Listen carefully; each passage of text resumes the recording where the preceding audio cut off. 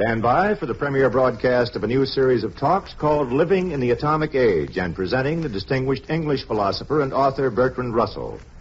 And be sure to continue listening to ABC this evening for the important forum, America's Town Meeting of the Year.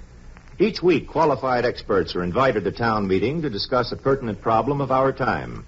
Tonight, Dr. Charles S. Johnson, president of Fisk University, and Mr. Stanley High, author and editor, debate the provocative question, are we losing our moral courage? For a thought-provoking program, hear America's Town Meeting this evening on ABC.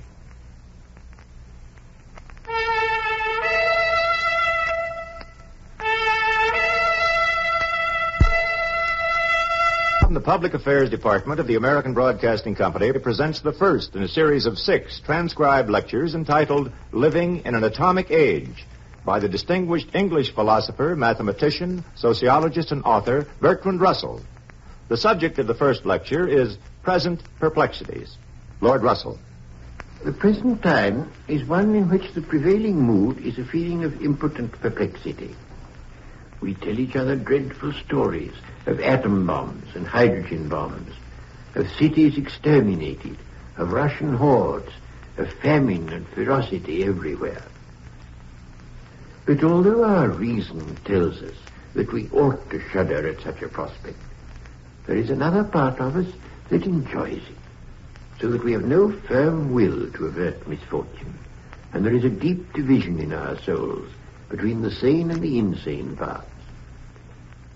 In quiet times, the insane parts can slumber throughout the day and wait, but in times like ours, in time as well, and all rational thinking becomes pale and divorced from the will.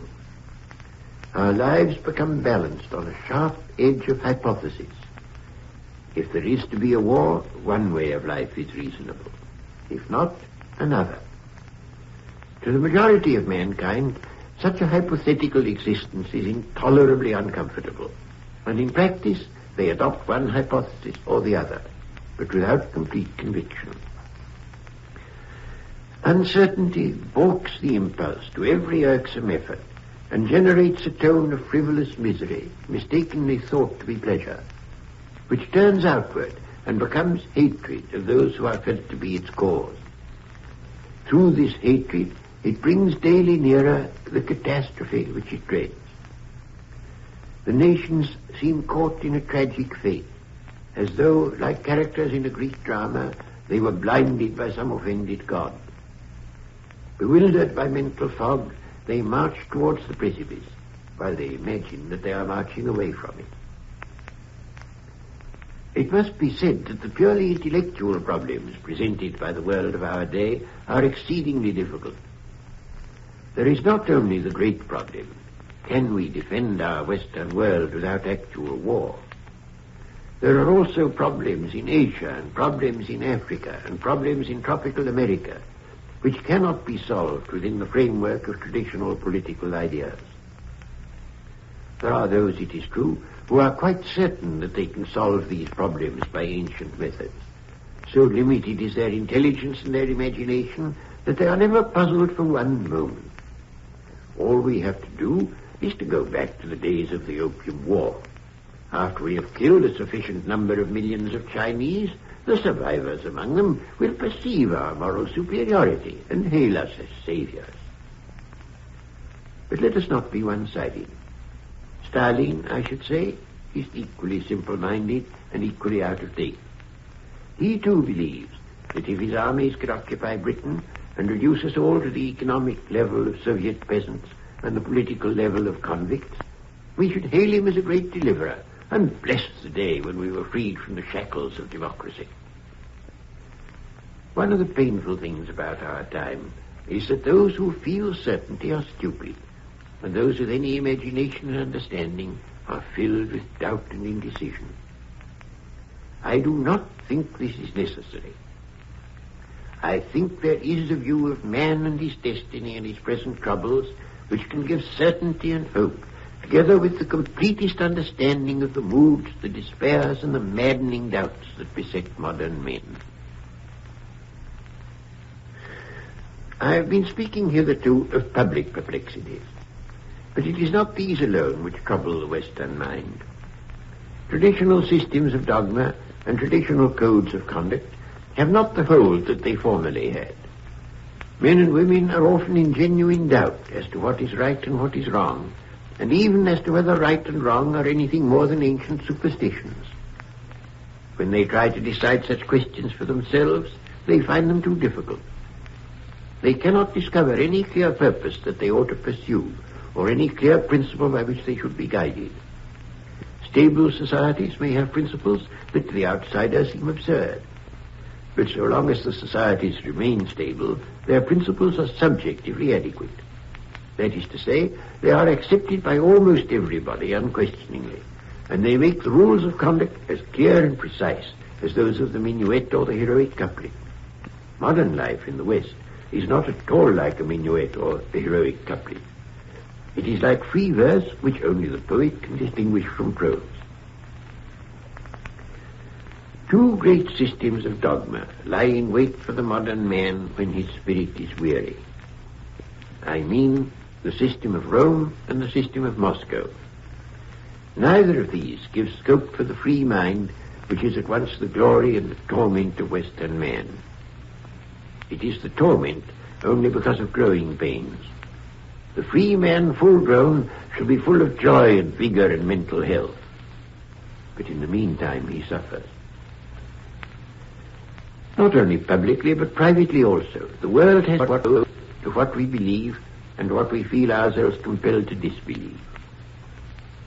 There are ways of feeling that are traditional and that have all the prestige of the past and weighty authority, and that yet are not adapted to the world in which we live, where new techniques have made some new virtues necessary and some old virtues unnecessary. The Hebrew prophets, surrounded by hostile nations and determined that their race should not be assimilated by Gentile conquerors, developed a fierce doctrine in which the leading conception was sin. The Gentiles sinned always and in all their ways. But the Jews, alas, were only too apt to fall into sin themselves. When they did so, they were defeated in battle and had to weep by the waters of Babylon. It is this pattern that has inspired moralists ever since. The virtuous man has been conceived as one who, though continually surrounded by temptation, though passionately prompted to sin, nevertheless, by almost superhuman strength of will, succeeds in walking along the straight and narrow path, looking meanwhile disdainfully to the right and left at those inferior beings who have loitered to pluck flowers by the way. In this conception, virtue is difficult, negative, and arid. It is constrictive and suspicious of happiness. It is persuaded that our natural impulses are bad, and that society can only be held together by means of rigid prohibitions. I do not wish to pretend that society can hold together if people murder and steal. What I do say is that the kind of man whom I should wish to see in the world is one who will have no impulse to murder, who will abstain from murder not because it is prohibited, but because his thoughts and feelings carry him away from impulses of destruction. The whole conception of sin has, as it were, gone dead, so far at least as conscious thought and feeling are concerned. Most people have not thought out any other system of ethics, and have not perhaps theoretically rejected the old system, but it has lost its hold on them. They do not murder or steal as a rule, because it would not be to their interest to do so, but one cannot say as much for their obedience to the seventh commandment. They have in fact no wish to conform to the ancient pattern. The publican thanks God that he is not as this Pharisee, and imagines that in so doing he has caught the point of the parable. It does not occur to him that feeling superior is what is reprehended, and that whether it is the publican or the Pharisee who feels superior is an unimportant detail.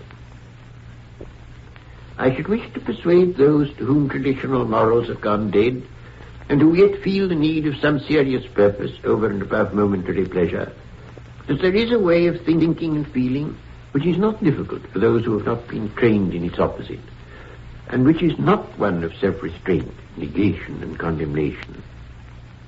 The good life, as I conceive it, is a happy life. I do not mean that if you are good, you will be happy. I mean that if you are happy, you will be good. Unhappiness is deeply implanted in the souls of most of us.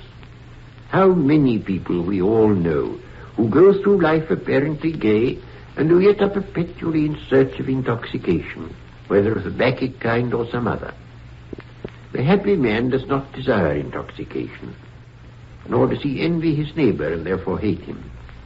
He can live the life of impulse like a child, because happiness makes his impulses fruitful and not destructive. There are many men and women who imagine themselves emancipated from the shackles of ancient codes, but who, in fact, are emancipated only in the upper layers of their minds.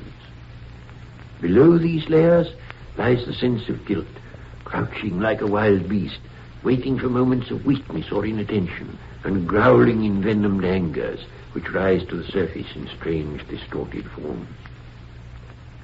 Such people have the worst of both worlds. The feeling of guilt makes real happiness impossible for them, but the conscious rejection of old codes of behavior makes them act perpetually in ways that feed the maw of the ancient beast beneath. A way of life cannot be successful so long as it is a mere intellectual conviction. It must be deeply felt, deeply believed, dominant even in dreams. I do not think that the best kind of life is possible in our day for those who below the level of consciousness are still obsessed by the load of sin. It is obvious that there are things that had better not be done, but I do not think the best way to avoid the doing of such things is to label them sin and represent them as almost irresistibly attractive. And so I should wish to offer the world something scarcely to be called an ethic, at any rate in the old acceptation of that word, but something which nonetheless will save men from moral perplexity and from remorse and from condemnation of others. What I should put in the place of an ethic is, in the old sense, is encouragement and opportunity for all the impulses that are creative and expansive. I should do everything possible to liberate men from fear, not only the conscious fears, but the old imprisoned primeval terrors that we brought with us out of the jungle. I should make it clear, not merely as an intellectual proposition, but as something that the heart spontaneously believes, that it is not by making others suffer that we shall achieve our own happiness, but that happiness and the means to happiness depend upon harmony with other men. When all this is not only understood but deeply felt, it will be easy to live in a way that brings happiness equally to ourselves and to others. If men could think and feel in this way, not only their personal problems, but all the problems of world politics, even the most abstruse and difficult, would melt away. Suddenly, as when the mist dissolves from a mountaintop, the landscape would be visible and the way would be clear. It is only necessary to open the doors of our hearts and minds, to let the imprisoned demons escape and the beauty of the world take possession. You have just heard the first in a series of 6 lectures by Bertrand Russell entitled Living in an Atomic Age. This has been a transcribed feature of the Public Affairs Department of ABC in cooperation with the British Broadcasting Corporation.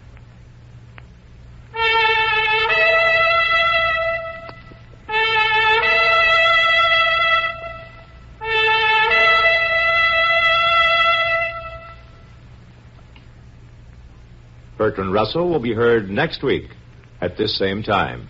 We invite you to listen. The program came to you from New York. This is ABC Radio Network.